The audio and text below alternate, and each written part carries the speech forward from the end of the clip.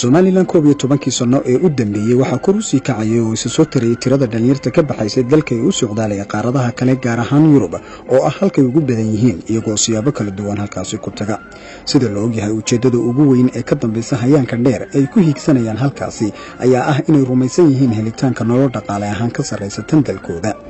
inta ay ku jiraan socdaalka dheer ay ku doonayaan inay ku gaadhaan dhulkaasi ay soo wajahdaa xaalado adag oo halis ku ah noloshooda kuwa ayaa nafahooda waaya iyagoo oon ka gungaadhin sababtay u socdeen qaarkooda badbaadana waxay ku tagaan nolol iyo geeri iyagoo u dhaxeeya ama la kulmay dhibaatooyin mahadho iyo xusuus adag kaga taga waxa jirta oo kale dhalinyar aan haatanba ku qanacsanayn nolosha ay dalkooda ku haystaan kuwaas oo u hanqaltaagay sidii ay ku tagi lahaayeen qurbaha iyagoo sawiranaya humaagan xaqiiqo ku fadhiyeen iyo dhalanteed oo ah inay helayaan nolol ka qurux badan tan dalkooda haddaba dhalinyartaasi intooda badbaada ee taga halkii ay rafaadka iyo wacyiga adag u soo mareen ma helaan noloshii ay filanayeen inta ay ku jiraan socdaalka rafaadka badan waa sidee nolosha ay ku nool yihiin iyo dhibaatooyinka ay la kulmaan qodobadaasi iyo kuwo kale oo la xidhiidha arrinta tahriibka waxay nooga waramayeen Nuuruddin Cabdillaahi Khaliif iyo Cismaan Maxamed Cismaan oo dalka ka baxay iyagoo tahriib ku galay qaaradda Yurub hase ahaatee iskood uga soo laabtay iyadoon cidina soo tarxilin ama aanay soo mustaafurin waxaanay haatan ka shaqaystaan magaalada Hargeysa waxa ku hormari doona sheekada Nuuruddin Cabdillaahi Khaliif kaasi oo ka bilaabaya waqtigii uu dalka ka baxay iyo bilowgii socdaalkiisa Bismillahir Rahmaanir Rahiim magaaladan Hargeysa caasimada Jamhuuriyadda Somaliland waqtigii aan qorsheynayay ee ama ay igu dhalatay qorshaha in aan wadanka ka haajiro oo aan tahriibo waxay igu dhalatay 2014 horreyntiisii sababaha aan uga baxay Jamhuuriyaddeena Somaliland siibada caasimada aan deganahay Hargeysa iyadoo aan balaayo ahayn waxaan uga baxay dhaqaalo kordhisasho aan u doonanayo qurbaha siiba wadamada Yurub socdaalkayga waxa aan ka bilaabay magaaladan Hargeysa aniga oo ka raacay baabuur ugana sii gudbay xadka Itoobiya ilaa Addis Ababa ka bacdi halkaas aan xadka Suudaan uga gudbay intii aan Itoobiya ku jiray noloshaydu iska caadi bay ahayd laakiin tahriibta saxda ah waxay noo bilaabantay markii aanu xadka matama ee Suudaan aanu ka gudubnay oo silicii iyo saxariirtii iyo gaajadii iyo lugtii ay noo bilaabantay oo aanu aragnayba in aanu tahriibayno intii kale waxaanu iskaga jirnay safar caadi ah ka bacdi Suudaan waxay noo noqotay in aanan gaadhay arag ee aanu lug ku jirno ilaa aanu gaadhayno Khartoum oo markii dambe gaadhina lagu geeyay oo noloshayada iyo dhiigayguba uu noo buuxo oo weli noloshii Hargeysa ay naga sii muuqato sidii baanu Khartoum ku gaadhnay ka bacdi saxaraha ayaa xajiyadana lagu geeyay gaadhi weyn baa nala saaray oo nooca hiinowga ah annagoo ah 70 qof oo rag iyo dumar bay isugu jira sidii baanu maalin duhur ah oo 12 barkii duhurnimo aanu ku galnay saxaraha gaadhigii u socodkii ku bilaabay oo ilaa habeennimadii ku jirnay oonay weli diifin aad nooga muuqan oo aanan damqan balse damqashadii ay noo bilaabantay markii aanu saxaraha ku jirnay 3 habeen ee qabowgii iyo hurdo la'aantii aanu dareennay ka bacdi ilaahay wuxuu naga ilaaliyay wax dhibaato noo keena oo xanuun ah oo dhibaato ah balse markii aanu saxaraha kala bartankiisa xadka Suudaan iyo Liibiya u gaadhiga weynina geeyay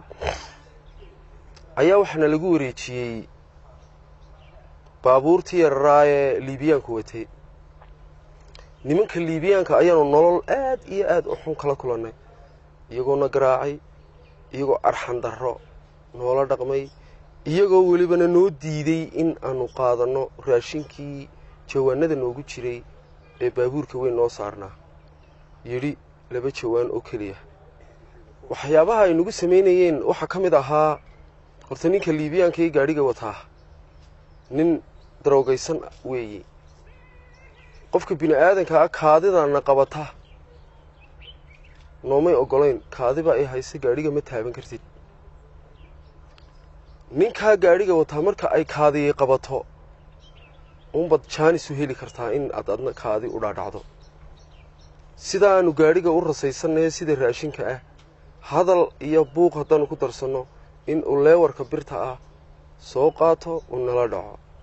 oon anuu dee life u arkayin toos u arkayey nin aanu saaxiib ahayn oo koonfur isagu ka yimid oo nala socday in uu halkaa gacanta kaga dhuftay oo halkaa lafta ka soo booday markaanu kii aragnay inaanu afka iyaga wada haysanay gaadhi aan la joojinayn saxarihii oo aan dhammaanayn kaadidii oo nagu dhigtay oo aakhirkii noo noqotay in aanu nin kastaaba halka uu fadhiyo ku sii daayo iyo habeenkii marka ay gaadho saqda dhexe uu meel buura ah dhexdood na fadhiisiyo uu yidhaahdo halkaa ha ka dhaqaaqina aroortaan idiin imanayaa uu isna qaryooyin iyo tuulooyin noo dhowaa uu iska tago busto ma haysanno wax la goglado ma haysanno meeshu waa saxare wixii abeesa iyo waxaa dhulka aqoon uma lihin waxa saxaraan ku nool aqoon uma lihin waxaa jira ciidamo dadka tahriibaya qafaasha kuwii iskama ilaalin karno kama yaaci karno jahadii baa naga lunsan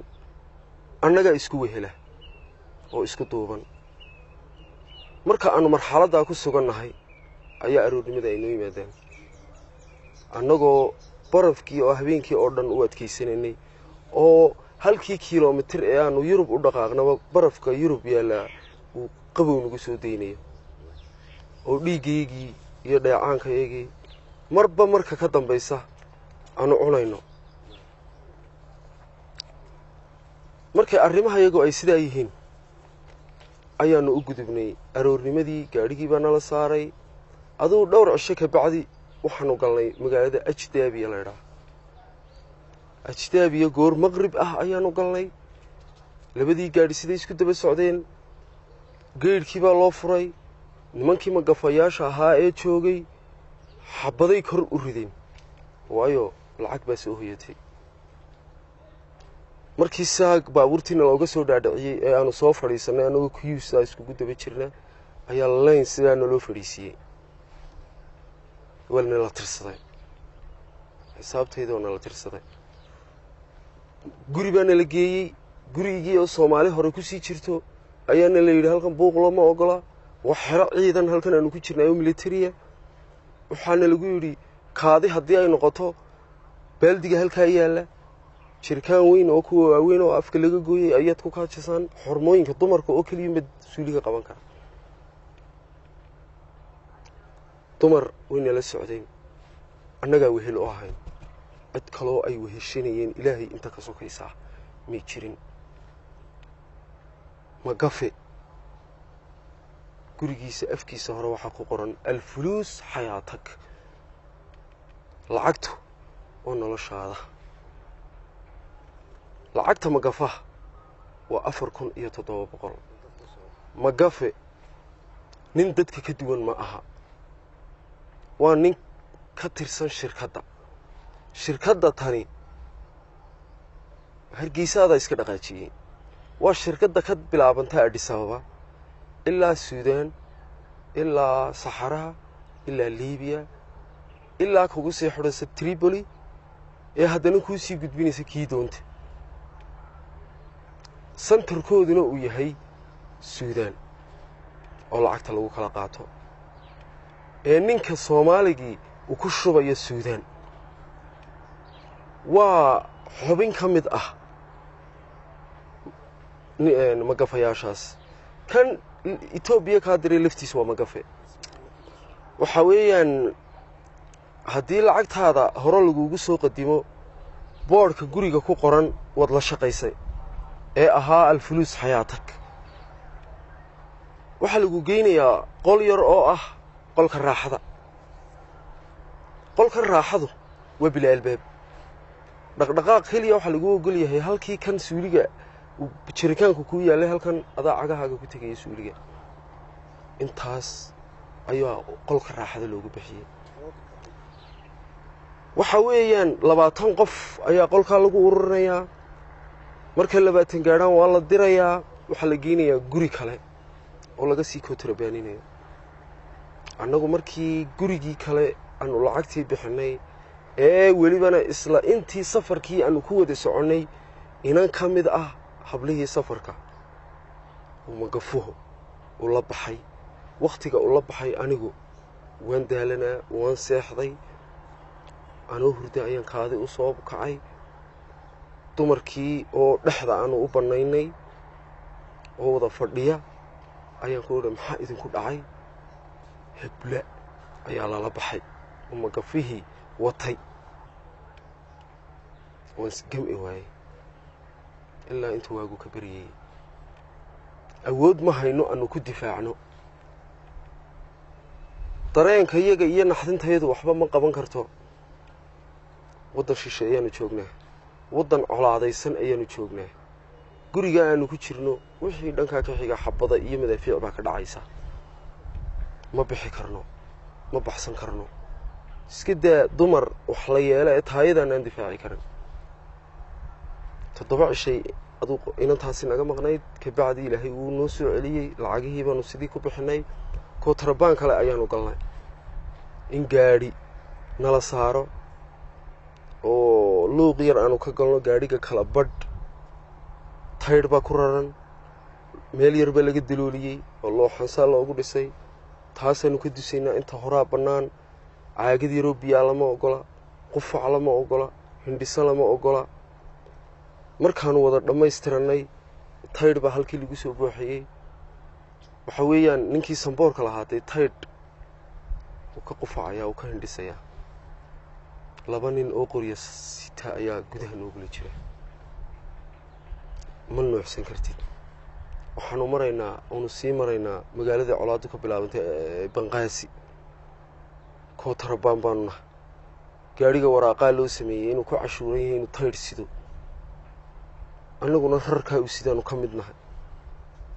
afar cishaanu saarnay afarta cishaanu saarnay ba fadhigan ku kaajeynay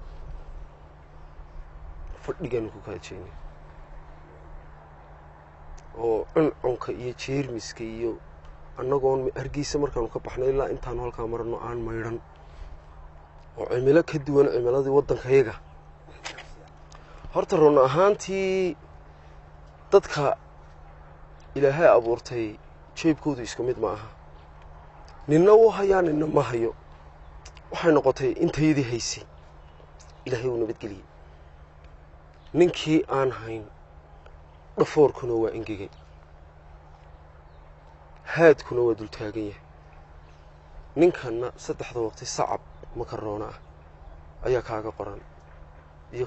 ku shaqaysasho haddii aad lacagtaada isku furatana ninka dhaqaaqaad ee aan u dhaqaaqin Yurub ee haddana waduun u sii socda magafihii baa laga bixiyay oo uu sii daayay magafu halkuu u sii daayay colaad kale iyo bad ayaa loo sii daayay anagu kuma naan xisaabtamayn run ahaantii marka laga hadlo magafihii baanu bixino dee qurba joog baanu noqonay qurba joog ayaa nagu ilhaam iyo day nagu seef garaysneed waxay weeyaan waxaan xanuunkan iyo injirtan Liibiya nagu cunaysay iyo bustalaantan iyo gaajadan iyo waxaan inoo damqayaan qurba joog baanu nahay oo mar walba laabteeda waxa ku seef garaysan iga dambeeyo adkayso anagu waan ku gudubnay waxa kale oo timid in xeradii aanu ku jirnay nalagu laayo oo ah xero military ay ciidan nagu laayaan bad ku dhintaan inama xanuun u dhintaan waxa weeyaan Liibiya markaanu joognay ka xanuusta haddii ay TB kugu dhacdo haddii macaan kugu dhaco haddii gastric kugu dhacdo in dawo kaliya meesha naloo keeno kiniinka amoxicillin la yiraahdo qalajiya ninkii TB haysa la siinayo kii gastric haysa la siinayo kii ay haysay dhiikarku la siinayo amoxicillin waxyaabaha dhibaatada la gaarsiinaya dadka dhibaatada la gaarsiinaya horta dhibaato aan soo koobi kara maaha laakiin waxa weeyaan waxa meesha yaalla waxa weeyaan ee la isku dilayaa waa naaquude kan doonta noo kaxaynaya halkaa hala geeyo jirdil in qori dabadii lala dhaco in qoriyana lagu qabto oo gaar loola baxo iyadoo la leeyahay xeradaa kale ayaa lagu geynaya ee doonyahooda aad kaxaynaysaa si annagana naloo hayo kaasina uu diidayo in ay meeshii yimaadaan magafaha aanu lacagtii magafahee ugu badnayd aanu siinay Soomaali la shaqayso oo la yiri aduu bilaash baad magafahan kaga baxaysaa ee noo turjin hoos ahaan ay dhalinyarta Soomaalida ay u dilayaan oo magafaha laftiisa la shaqeeya magafuhu arxan xumana muutusayn laakiin Soomaaliga la shaqeynaya ayaa arxan xumo keenaya sidii kii maalintii dhibo Talyaaniga lagu qabtay waxa jiray annaga oo hool ku jirna meel xoosh ah in naloo keeno wanu oynay maalinta inamo dhalinyar ah oo Soomaali ah oo laftaa dhabarka oo kaliya muuqato oo sida xoorta tuur soo yeeshay oo dhalinyar meelisii joogtay ay garteen alla waa hebel iyo waa hebel iyo waa hebel warniyo kii hebel ahaaba sida noo gartay oo magafuhu raashinku noogu soo dhiibaba banaanka ku daadinay oo meeselmaan oo dhintay inaan ka dhintay habeenkiina looga sheekeeyay baan anagu dhammaan anagoo 470 qof aan go'aan qaadanay inanka oo sakaraad ah ayuu inankan kale ku yiri biyo ii keenay inamadana noo sheegay qolku jiifay buu ugu galay madaxu la ka saaray markaas shanqad ugu dambeysay waa bari ku dhawaadkiiba yar laga maqlay bis sidii buu ku dhintay nasiibka yaga kii sidaa sameeyay baa nalagu keenay meeshii kii annaga xabsi ka dhex dhiganay meeshii ku xidhnay guddi baanu lahayn guddidii baa ilaalisay liibiyaankii baan u yeedhnay liibiyaankii baa qaaday jeelkoodii geliyeen waxa weeyaan horta Liibiya anu waxaan joogay 4 bilood iyo badh 4 bilood iyo badhkii aan joognay 30 talaabo socodkaygu mu gaadhin waxa weeyaan bishii ugu dambeysay marka 3 bilood iyo badh aan caadi u joogay bishii ugu dambeysay jilbaha ay xanuunay iyadoo dhalinyartayadii gebigoodaba injirtii cunaysay ay jirkii ismiidaamis iyo wax ku dhalisay oo aanu in badan jawi ku dagaalanay maanaan baxayn maanaan safarkaygii galeen ayaa aanu jilbuhu xanuunayaan andilaahay masquul u tagay waan qubaystay waan maydhay musqushii markaan suuligii ka soo baxay ayuu ninkiina haystay lacagta doonta u dhiibnay noo yimid daabul galab yiri saf baan u galnay safar baatiin aawa habeennimadii baa nalagu qaaday baabuur badana la geeyay sidii ayaanu badda ku galnay annagoo 5 doonyood ah doontiiba loogu talagalay 110 qof in ay qaado waxa weeyaan doonyaha wax dhisan ma yahayn aniga iyo inaanu saaxiibaano Cabdifatax Kiisa la dhaayay markii Ustri bi joogaa ayaa qacmahayga ku xirxidhaynay oolina ay nagu socotay karbeesh naqas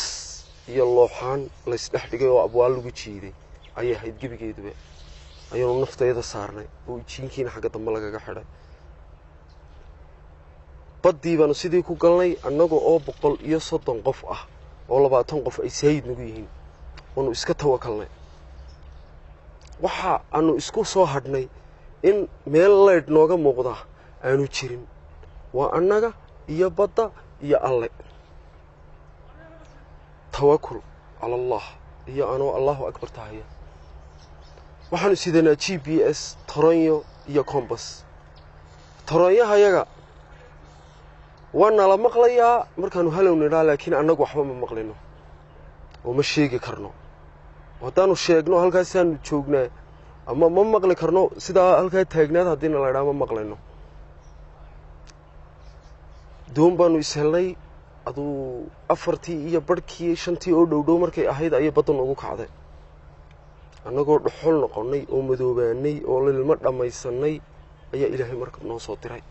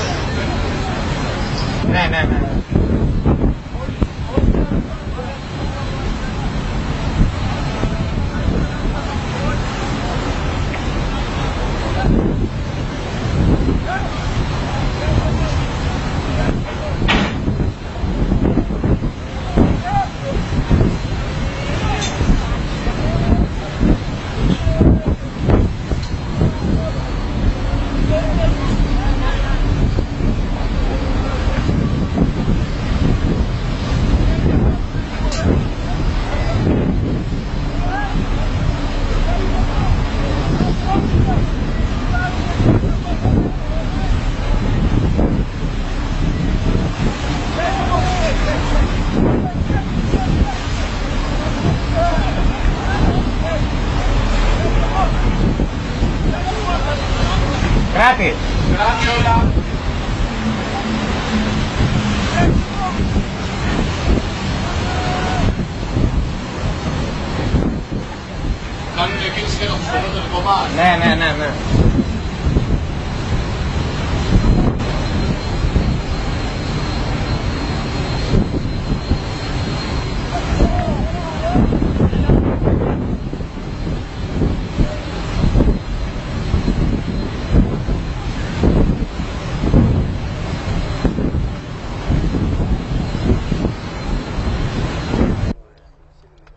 horta waxa weeyaan markabku diyaarad buu soo diraya diyaaradda noo timid way nagu dul wareegtay dabadeetana diyaaraddu waxoogaa markii nagu dul wareegtay ayay noqotay markabkii 2 laash buu noo soo diray 2dii laash baa iyaga laftoodu nagu dul wareegay doontii gooma ahayd plastic ahayn saarnayn ayuu ku gujiyey intaa waxay iska hubinayaan inaanu nahay dad tahriib ah iyo inaanu nahay wax kale aduu wixii baaritaankoodii wixii markay dhamaysteen bay 2 laash naga noqdeen waxay soo qaadeen bacawaaweyn oo ay alaabi ku jirto koodhkii badana loo qaybiyay waxa weeyaan markabka markiiba waxa loogu horsaaray dumarkii iyo caruurtii iyadoo intii la taagnaana u shidaal nagu daatay oo shidaalkii uu waxyeelay gabadh dumar ah oo dhinac kaga daatay oo markiiba diirka ka riday markiiba iyada meel gaar la geeyay markabka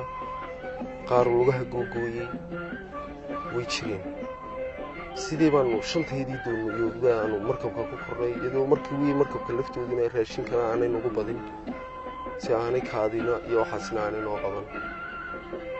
dhammaan sidii baan lagu badbaadiyay wax naga dhintay ilaahay naguma keenin